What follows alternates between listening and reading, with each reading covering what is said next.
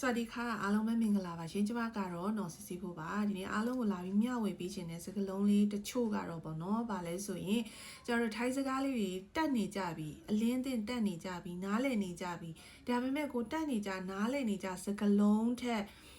နည်းနည်းကြော်ပြီးတော့မှပေါ့နော်ဒီဟာကဒါလို့ရည်ရွယ်တယ်ဆိုပေမဲ့ငါကြားဘူးတဲ့စကားလုံးမဟုတ်ပါလားဆိုတဲ့ခံစားချက်လေးဖြစ်သွားတက်ကြတယ်။ဘာကြောင့်လဲဆိုတော့အဲ့စကလုံးကအထူးစကလုံးသဘောမျိုးသုံးတယ်။သုံးဖို့လို့ရှိရင်လည်းကျမတို့ပုံမှန်သုံးနေကြပေါ့နော်စကလုံးထက်စားလို့ရှိရင်သူကနည်းနည်းလေးမြင့်မြင့်လေးပေါ့နော်စာတန်ပီတန်လေးပေါက်တဲ့စကလုံးပုံစံမျိုးလေးဖြစ်တယ်ပေါ့နော်။အဲ့တော့ကျမတို့သွားလိုက်ကြရအောင်။နံပါတ်1ကဘာလဲဆိုလို့ရှိရင်တော့ကျမတို့ကြားနေကြစကလုံးဖြစ်တဲ့กินข้าวกินอะไรกินทำไมก็อีนอกินဆိုတဲ့ဝေါ်ဟာတာလေးဖြစ်တယ်သူကတော့စားတယ်အဲ့ဒီစကားလုံးကိုမသုံးမနဲ့နောက်တစ်လုံးကဘာလဲဆိုလို့ရှိရင်တော့ทานทออาโนทานทานဆိုတာကသုံးဆောင်တယ်သုံးဆောင်တယ်ဆိုတော့ဗမာစကားမှာလည်းရှင်းပါတယ်စားတာနဲ့သုံးဆောင်တယ်ဆိုတော့သုံးတယ်အသုံးလုံးနေရာပေါ်မူတည်ပြီးကွဲပြားသွားနိုင်တယ်ဆိုတာဟုတ်ဒါလေးရှင်းရှင်းပြပြသိနိုင်မှာဖြစ်တယ်ပေါ့နော်လူကြီးတွေနဲ့စကားပြောလို့ရှိရင်ไปกินข้าวนะคะคุณพ่อဆိုတဲ့ဟာနဲ့ဆိုလို့ရှိရင်ไปทานข้าวนะคะคุณพ่อဖေးရေးထမင်းသွားသုံးဆောင်ကြရအောင်နော်လူကြီးကိုပြောမယ်ဆိုရင်အဲ့လိုပေါ့နော်ကိုယ့်ရဲ့အလုပ်ရှင်ကိုယ့်ရဲ့ဘယ်လိုခေါ်မလဲဆိုတော့လုပ်ငန်းရှင်တထေးအဲ့ဒါတွေကိုလည်းทานข้าวနဲ့သုံးရင်တော့စကားလုံးလေးကလှတယ်နောက်ပြီးစာရေးတဲ့အခါမှာทานဆိုတဲ့စကားလုံးနဲ့သုံးလို့ရှိရင်တော့လှပတဲ့စကားလုံးလေးနဲ့ရရှိမှာဖြစ်တယ်နောက်တစ်လုံးလေးသွားကြည့်ရအောင်အဲ့ဒါကတော့ဗာလဲဆိုလို့ရှိရင်ကျတို့ပြောနေကြတရိษံနာမည်လေးတစ်ခုရှိရအဲ့ဒါဗာလဲဆိုတော့မာဟောမောအားမာဆိုတဲ့စာသားကိုမာตัวนี้ชื่ออะไรหมาของใครหมาဆိုတဲ့ဥစ္စာလေးတွေကျမတို့နားထဲမှာရောပါဇက်ထဲမှာရောအရန်ကိုဆွမြဲမြဲပြောတတ်ကြတယ်ကြားတတ်ကြတယ်ဒါပေမဲ့တချို့နေရာတွေမှာကျတော့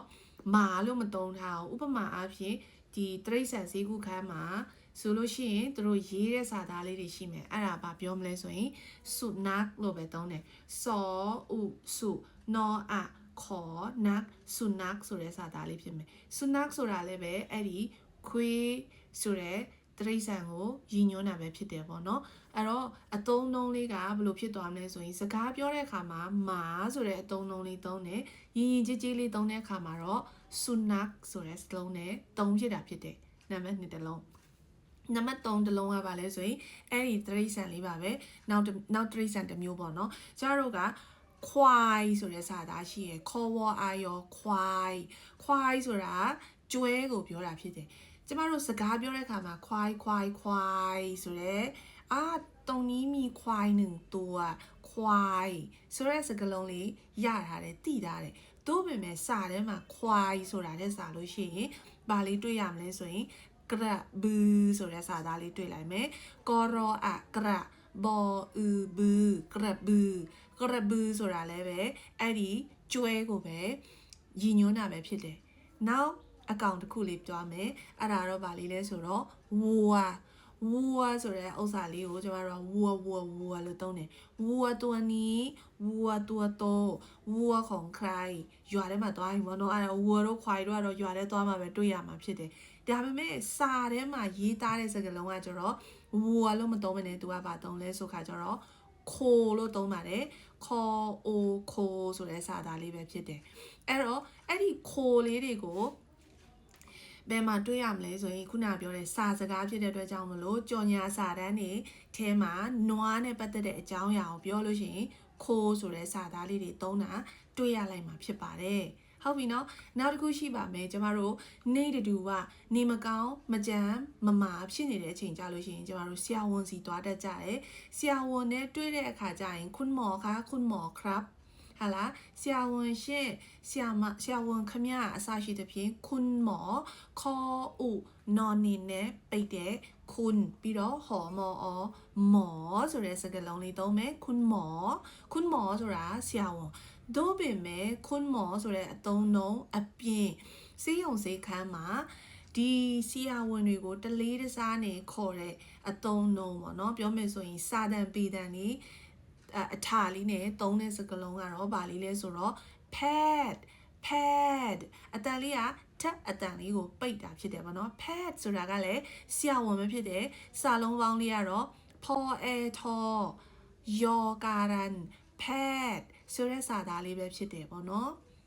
အဲ့တော့ဆေးရုံမှာနေကျမတို့ကဗာကြားရမလဲဆိုရင်คุณหมอคะคุณหมอเขาไม่สบายเขาเป็นอันนู้นอันนี้အစရှိသဖြင့်သိလာတယ်ပြောကြတဲ့လေတံလေးတွေကြားမယ်နောက်တစ်ချက်ကဗာလဲဆိုရင်แพทย์ได้แนะนำว่าคนไข้ต้องไปทำกายภาพบำบัดปัญญาအစရှိသဖြင့်ပြောလိုက်မယ်ဆိုတော့ဒီစကလုံးကဘယ်သူတွေပြောမလဲဆိုရင်ဆေးရုံဆေးခန်းမှာရှိတဲ့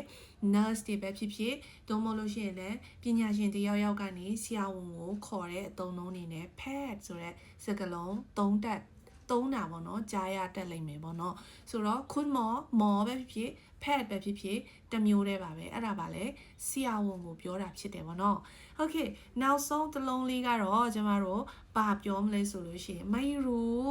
အငင်းလေးလာပြီไม่รู้หนูไม่รู้ค่ะแต่มีไม่သိပါဘူးရှင်ผมไม่รู้ครับကျွန်တော်မသိပါဘူးခင်ဗျာไม่รู้ပဲဖြစ်ဖြစ်รู้ပဲဖြစ်ဖြစ်ไม่ကတော့ညင်းလိုက်တာမသိဘူးဆိုတဲ့ကိစ္စมอไอไม่เอกไม่รออูรู้ไม่โทรู้ไม่รู้မသိဘူးรู้သိတယ်รออูรู้ไม่โทรู้အဲ့ဒီစကလုံးလေးကိုကျတော့ကနည်းနည်းလေးစကလုံးပုံစံပြောင်းပြီးသုံးမယ်ဆိုလို့ရှိရင်အဲ့ဒီမသိဘူးဆိုတဲ့စကလုံးပါပဲတိုးပင်မဲ့ထိုင်းလို့နောက်တစ်မျိုးပြောလို့ရတယ်အဲ့ဒါပါလဲဆိုတော့ไม่ทราบมอไอไม่เอกไม่ทอรออาบอทราบဆိုတဲ့အတန်ထွက်ဖြစ်တယ်ไม่ทราบฉันไม่รู้มาก่อนว่า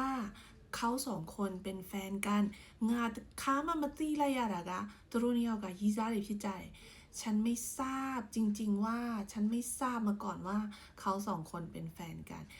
ကျမမသိရတာကကျမမသိခဲ့ဘူးတာကကျမမသိလိုက်ရတာကသူတို့နှစ်ယောက်ကကြီးစားတွေဖြစ်ကြတယ်ဆိုတာအစရှိသဖြင့်အဲ့လိုမျိုးပေါ့နော်ရူးရယ်စရယ်စလုံးလေးတွေရှိပါတယ်ပေါ့နော်ဆိုတဲ့အခါကျတော့ကျမတို့ကအဲ့လိုမျိုးအသုံးနှုန်းလေးတွေရှိကြမယ်ကွဲပြားတဲ့ပုံစံမျိုးလေးတွေရှိကြမယ်ဒါလေးတွေကိုကိုရီးယားတိထားအနေချင်းလေးတိထားခဲ့မယ်ဆိုလို့ရှိရင်တော့ဒီနေ့စဉ်နဲ့များသုံးတဲ့စကားလုံးတွေကမှထူးခြားတဲ့အတန်လေးတွေကြားလာခဲ့ထူးခြားတဲ့ words လေးတွေကြားလာခဲ့လို့ရှိရင် order ကငါတိတဲ့ဒီအဓိပ္ပာယ်ပါပဲလားဆိုတာလေးနဲ့ကိုလုံခြုံမှာပေါ့နော်အဲ့တော့အားလုံးအဆင်ပြေမယ်လို့မျှော်လင့်ပါတယ်ขอบคุณมากนะคะสวัสดีค่ะ